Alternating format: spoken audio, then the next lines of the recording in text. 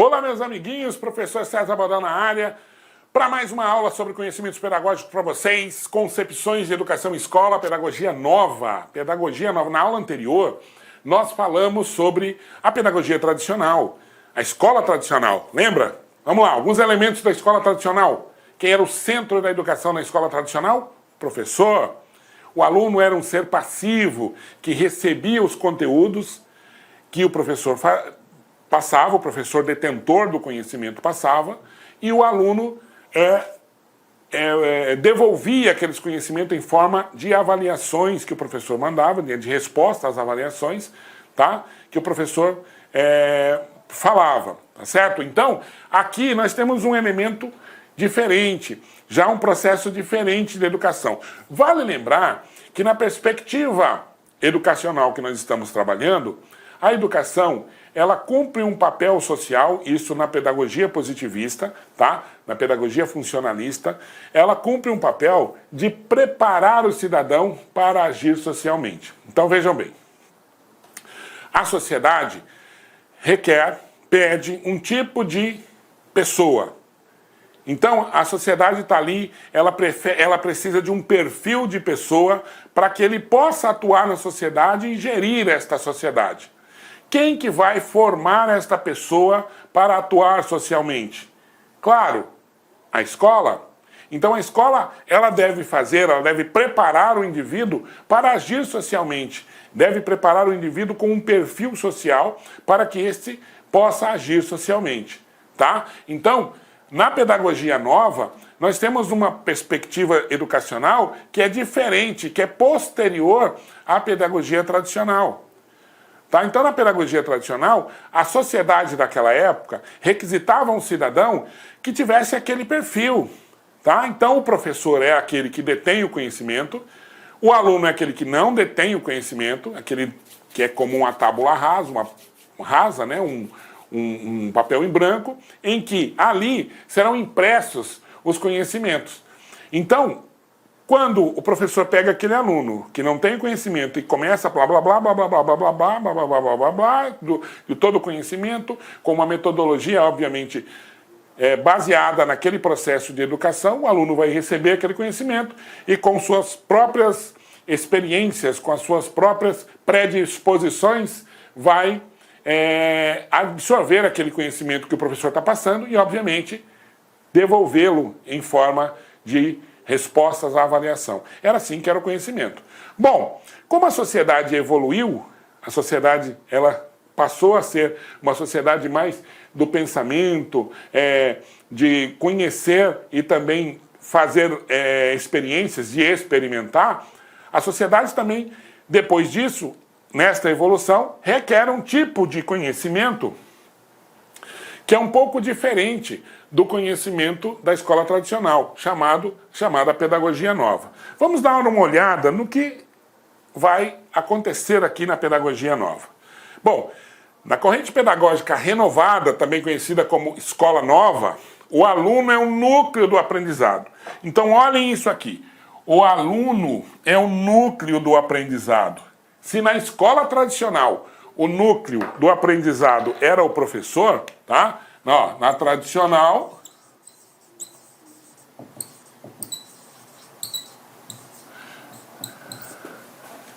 papel central do professor. Então, se na escola tradicional o papel central é o papel do professor, na escola nova, o papel central é o papel do aluno. O aluno é o núcleo do aprendizado, no lugar dos mestres e da grade curricular. Ele é a parte mais importante. Se ele aprendeu ou não, eu preciso ter este cuidado. Como ele vai aprender, como ele vai experimentar o que aprendeu, como ele vai demonstrar aquilo que aprendeu através das feiras culturais, hoje chamadas feiras do conhecimento, né? É nesta fase também que surgem os elementos importantes, como retroprojetores, né? Os trabalhos de imprensa, né? Do mimeógrafo, essas coisas todas que surgem aqui, nesta perspectiva. É nessa perspectiva também que surgem os nomes, os maiores nomes que nós temos hoje da escola, que nós usamos como referência na educação atual, Piaget, Maria Montessori, né, o próprio Paulo Freire, surge neste contexto, correto? Então, vejam bem, é a escola nova, é na escola nova que nós temos as perspectivas educacionais. Nós temos aqui no Brasil os pioneiros da educação, né, na escola nova, certo? Anísio Teixeira como um nome muito aqui badalado do escolanovismo no Brasil, tá? Então a primeira característica que eu vou ter aqui é que na escola tradicional o papel central é do professor. Na escola nova, na pedagogia nova, o papel central é do aluno, tá? Bom, este método escolanovista, nasce em contraposição à educação convencional, em fins do século XIX, no continente europeu e nos Estados Unidos. No Brasil, olha como, século XIX, nos continentes europeus e nos Estados Unidos. No Brasil, este ideário se fixa nos anos 20. Então, 20 anos depois de você conhecer, já no século XX, tá? No século XX.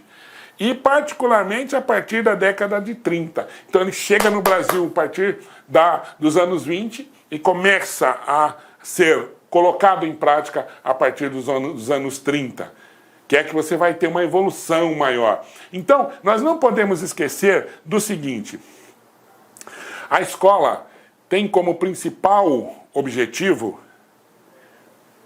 trabalhar o aluno ou formar o aluno para agir socialmente, porque nós estamos numa perspectiva de educação positivista. O nosso país tem uma educação positivista. Então, eu não estou dizendo que eu acredite, ou que eu aceite, ou que eu concorde, eu estou dizendo o que é. Tá? Então, a nossa sociedade é uma sociedade positivista, ainda mais agora. Com o governo que assumiu, nós temos uma sociedade extremamente positivista e conservadora, correto? Então, essas perspectivas aqui, elas estão embrenhadas ainda numa sociedade que é uma sociedade positivista, que é uma sociedade funcionalista, que vê a educação como uma forma de você formar cidadãos para agir socialmente, tá? Então, vejam, século XIX na Europa e Estados Unidos, surgiu lá, século XIX na Europa, final do século XIX. Vai chegar ao Brasil com aquela velocidade de informação que nós tínhamos lá no final do século XIX, início do século XX, a partir dos anos 20. Se fixa no Brasil. Claro que chega antes, começa a ser descoberta, começa a ser discutido. E toda a perspectiva educacional que já se mantém, que está lá, quando surge alguma coisa nova, há um conflito. E quando há esta mudança, esse conflito se perpetua, porque as pessoas que estavam na sua área de conforto, naquele método anterior, não querem ver aquele método ser substituído por outro. Então há um conflito. Então ela vai se fixar nos anos 20, particularmente a partir da década de 30, e particularmente se fixar a partir da década de 30. Na década de 30, realmente, nós vamos ter já uma população toda sendo formada para isso, de 20 em 10 anos, sendo formada para isso, e a partir dos anos 30 sendo colocado como ideário. Aí o governo assume, aí você tem o Manifesto dos Pioneiros, do Anísio Teixeira e etc. Tá bom? Bom, vamos lá. Nessa nova metodologia, o aprendiz é visto como um ser autônomo. Notem a diferença. Lá, quando eu enxergo o aluno, quando eu vejo o aluno, o meu aluno não é um ser autônomo, ele é um ser passivo. Ele é um ser passivo. Ele é um ser que vai receber informações, ele é um ser que vai receber as informações e vai ter que devolver essas informações através de avaliações, através dos resultados das avaliações que ele vai ter ou não. Já aqui, ele tem uma certa autonomia. Vamos trabalhar aqui com duas perspectivas. Vejam bem, quando eu tenho um ser autônomo, eu tenho uma ideia de que aquela pessoa, ela já tem conhecimentos que não são somente os conhecimentos da escola. E isso é muito comum hoje. Hoje, não há perspectiva que diga que o aluno não venha com conhecimento quando ele vem da casa dele. Porque tudo compactua para que ele possa aprender. A escola, a mãe, o pai, o irmão, a televisão, o computador, o iPad, o telefone celular. Todas essas coisas fazem com que ele aprenda. Todo o conteúdo de escola é redistribuído em outras perspectivas educacionais. Tudo vai funcionar para que esse aluno aprenda alguma coisa. Então, corre-se o risco, se o professor for um professor mal preparado, for um professor que não tenha a perspectiva de pesquisa, de procurar o conhecimento, ele corre o risco de o aluno chegar com muito mais conhecimento de mundo do que o próprio professor.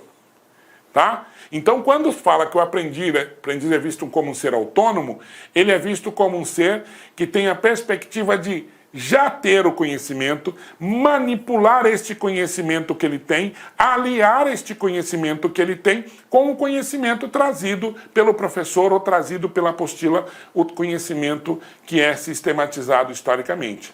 Ele vai colocar esses dois conhecimentos ou em conflito ou um a favor ou em favor do outro e vai criar novas perspectivas de aprender. Tá? Então aqui, operante apto a conquistar o saber.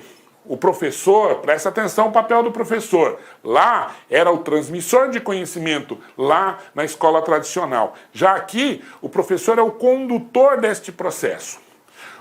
Uma Ariadne educacional, enquanto o meio ambiente atua como a necessária motivação dos alunos para seguir na direção do conhecimento. Então, eu vou ter um ambiente educador e um professor condutor desta aprendizagem. Não esqueça, o professor ainda aqui é aquele que determina. O professor aqui é aquele que ainda vai conhecer um pouco mais, vai ter as habilidades, teoricamente, as habilidades para poder direcionar o conhecimento que este aluno precisa, que este aluno necessita. Correto?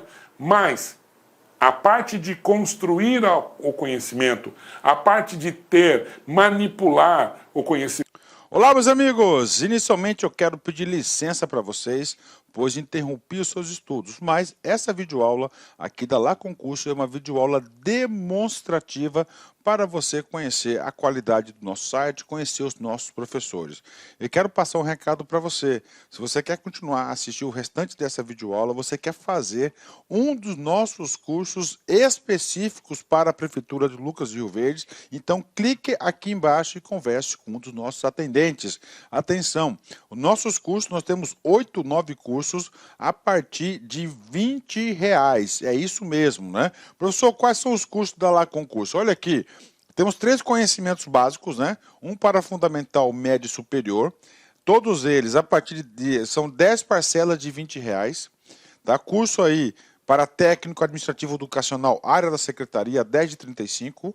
Ajudante administrativo, 10 de 35. Fiscal de postura, 10 de 35. Fiscal de tributos, 10 de 35. E, claro, a nossa cereja do bolo, professor de pedagogia, 10 de 35. Inclusive, a nossa professora titular aqui da Lá Concursos, para quem não conhece a Lá Concurso é uma empresa cuiabana.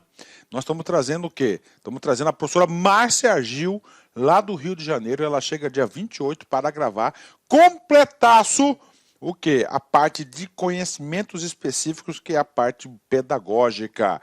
Tá certo, meus amigos? Então vem estudar conosco aqui na Lá Concurso, que eu tenho certeza que você não vai se arrepender e vai ficar fã de carteirinha do nosso site. Um forte abraço, fique com Deus. Tchau, tchau.